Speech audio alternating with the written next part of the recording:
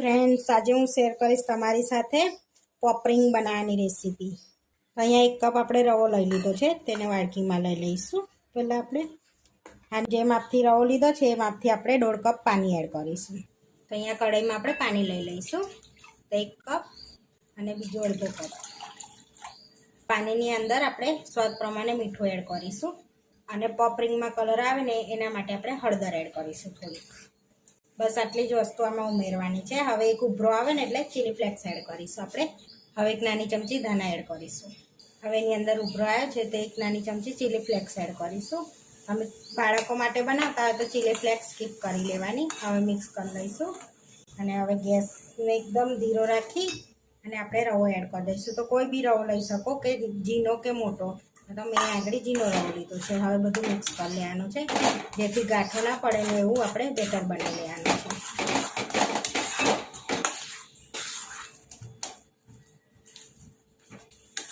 તો આ રીતે આપણે એકદમ થીક મિશ્રણ કરી લેવાનું છે. આ રીતનું તો આપણું થીક મિશ્રણ થઈ ગયું છે. હવે ગેસને આપણે બંધ કરી લઈશું અને ઠંડુ કરી લઈશું મિશ્રણને આપણે.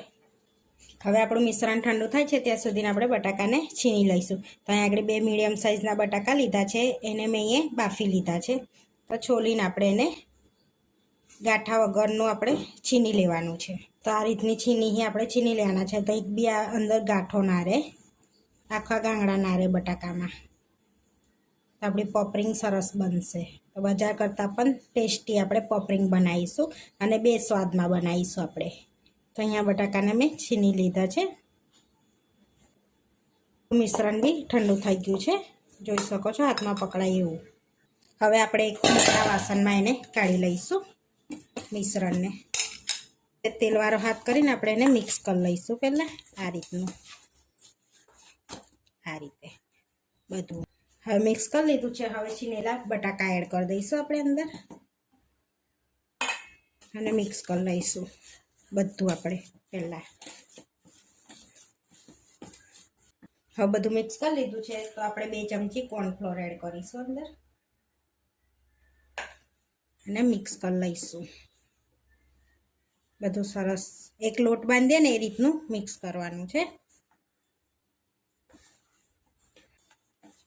એટલે એક બાઇન્ડિંગ આવી જાય અંદર. તો આ રીતે આપણે બધું મિક્સ કરી લીધું છે, લોટ બાંધી લીધો છે સરસ એવો આપણે. હવે આપણે પોપરિંગ બનાવી લઈશું. હવે પહેલાં આપણે વણીને બનાવીશું. તો અહીંયા પોલિથીન લીધી છે. હવે એને આપણે લઈશું, તેલથી ગ્રીસ કરી લઈશું. હવે મોટી સાઈઝનો આપણે ગુલ્લો લઈ લઈશું અને આ રીતે પહેલાં પ્રેસ કરી લઈશું આપણે હાથેથી. વેલ અને તેલવાળું કરીને આપણે આ રીતે રોટલી બનાવીને એ રીતનું આપણે વણી લેવાનું છે આ રીતે. તો આપણે પોલિથીનને આ રીતે ફરાવતા જવાનું છે ને સરસ એવી વણી લેવાની છે આ રીતે. હવે આ રીતના કટરથી આપણે ગોલ કટ કરી લઈશું એને આ રીતે. આ રીતે દબાઈ લેવાનું છે પહેલાં. બધું આપણે કટ કર્યું છે. હવે સાઈડનો ભાગ આપણે કાઢી લઈશું.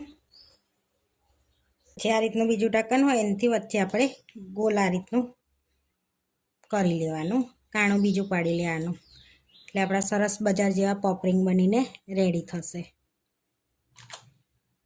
જોઈ શકો છો એકદમ સરસ આપણા પોપરિંગ રેડી થઈ ગયા છે આ રીતના. હવે આપણે તરી લઈશું. હવે બધા આ રીતે રેડી કરી લીધા છે. હવે તરી લેવાના છે. તો અહીંયા તરવા માટે તેલ લઈ લીધું છે, પહેલાં ગરમ કરવા મૂક્યું છે. તો ચેક કરી લઈશું. તો આપણું તેલ હવે ગરમ થઈ ગયું છે. પોપરિંગ એડ કરી દઈશું અંદર. તો આ રીતે બધી પોપરિંગ એડ કરી દેવાની છે. તો આ રીતે તરાઈને ઉપર આવે ને એટલે પછી પલટાવવાની છે એને આ રીતે. હવે ધીમા તાપે એને થોડીક ક્રિસ્પી થવા દઈશું આપણે પોપરિંગને સરસ એવી અંતરાવા દઈશું. હવે આપણી પોપરિંગ તરાઈ ગઈ છે. તો હવે આપણે તેલની તારીને પ્લેટમાં લઈ લઈશું એને અને આ રીતે આપણે બધી પોપરિંગ તરી લઈશું. હવે બીજી એક રીતે આ રીતે બને છે પોપરિંગ. સહેજ ગુલ્લો લઈ લેવાનો આ રીતનો અને વચ્ચે હોલ કરી લેવાનો આ રીતે. તો એક પોપરિંગ આ રીતની પણ બને છે આપણે. હવે આ પોપરિંગ આપણે તરાઈ ગઈ છે. હવે આપણે એને પેરી પેરી મસાલો એડ કરીશું એની ઉપર. સ્પ્રિંકલ કરી લઈશું થોડોક. હવે મિક્સ કરી લઈશું આપણે પેરી મસાલો મિક્સ કરી લઈશું પોપરિંગમાં.